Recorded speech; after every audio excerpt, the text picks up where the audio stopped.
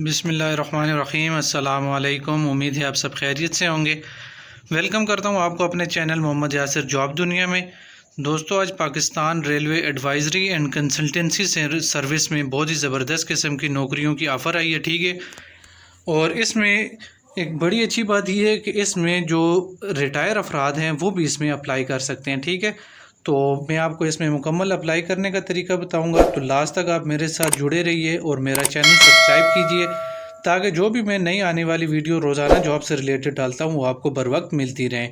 तो सबसे पहले मैं आपको इसकी एडवर्टाइजमेंट दिखा देता हूँ। तो दोस्तों, ये देखें, मैंने आपके सामने इनकी एडवर्टाइजमेंट ओपन कर ली है, ठीक है। Pakistan railway advisory and consultancy service, PRACS ये डिपार्टमेंट का नाम है। तो इसमें जो पहली वैकेंसी है वो ट्रैक एंड इंफ्रास्ट्रक्चर एक्सपर्ट्स की है, सिविल इंजीनियर है।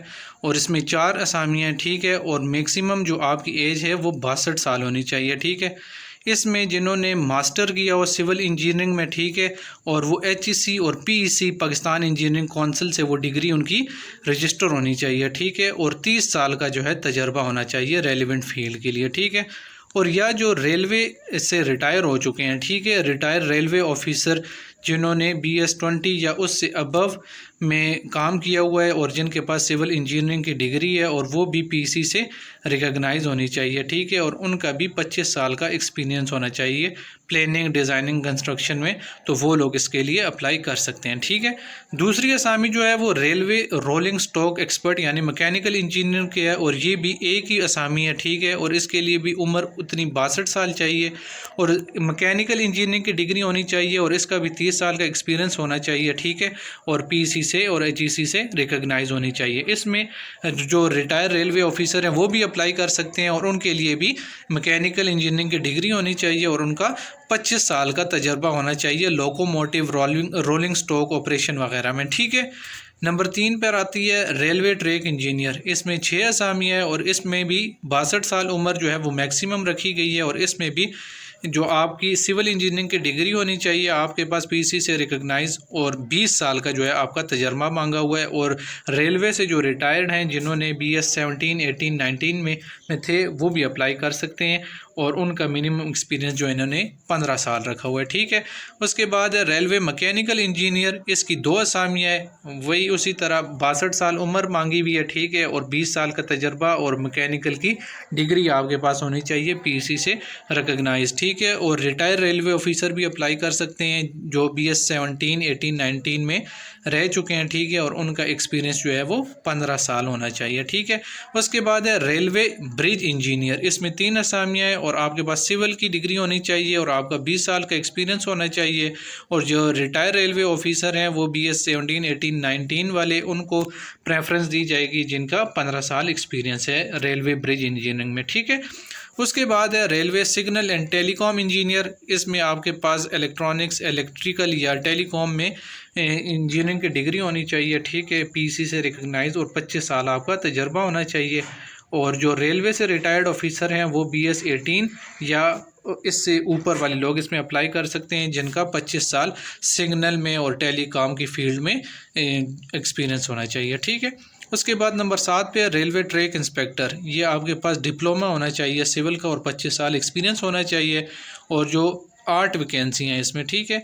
रिटायर रेलवे एम्प्लॉय जो हैं उनका 20 साल का जो ट्रैक इंस्पेक्शन का एक्सपीरियंस होना चाहिए, ठीक है। उसके बाद है नंबर 8 पर रेलवे इंफ्रास्ट्रक्चर इंस्पेक्टर। इसमें आपके पास 4 असामियाँ हैं और आपके पास DAE सिविल होना चाहिए और 25 साल का तजुर्बा होना चाहिए।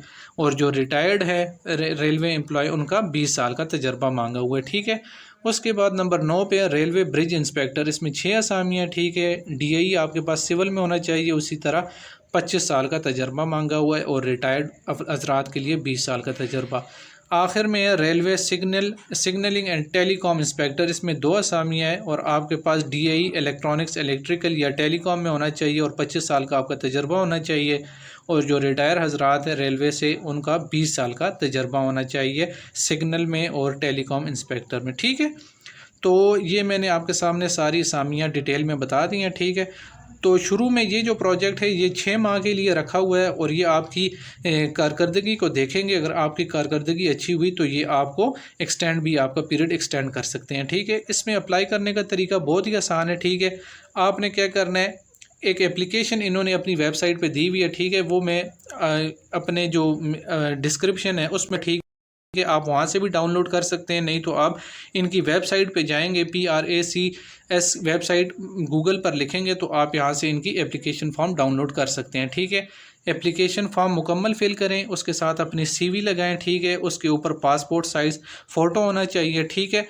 तो ये सारी चीज़ें आपने 20 तारीख से पहले, 20 अक्टूबर 2023 से पहले इनके एड्रेस पर आपने सेंड कर देनी। एड्रेस ये नीचे आपके सामने लिखा हुआ है, असजिद Rashid Mirza, secretary, Pakistan railway advisory and consultancy service, PRACS, railway station road, Rawalpindi. और नीचे ये इनका नंबर भी लिखा हुआ है। अगर आप इनको ईमेल करना चाहते हैं तो इनकी ईमेल भी गिवन है, यहाँ पर देखें, PRACSRWP@gmail.com। इस पर आप अपने जो है ईमेल भी अपने डॉक्यूमेंट कर सकते हैं, ठीक है। मैं इसकी आपको एप्लीकेशन फॉर्म दिखा भी देता हूँ। ये देखें दोस्तों, इस तरह का एप्लीकेशन फॉर्म आपको इनकी वेबसाइट पर मिल जाएगा। तो यहाँ पर जिस पोस्ट के लिए आप अप्लाई करना चाहते हैं वो लिख लें, अपनी तस्वीर लगा लें और बाकी आप इसको मुकम्मल तौर पर फिल कर दें। इस तरह का जो है वो आपको इनकी वेबसाइट पर मिल जाएगा और मेरी डिस्क्रिप्शन में भी आपको मैं अटैच कर दूँगा, ठीक है। तो उम्मीद है आपको समझ आ गई होगी, मैंने मुकम्मल डिटेल में आपको बता दिया। तो मुझे इजाज़त दीजिए, मेरा चैनल सब्सक्राइब कीजिए। अल्लाह हाफिज़।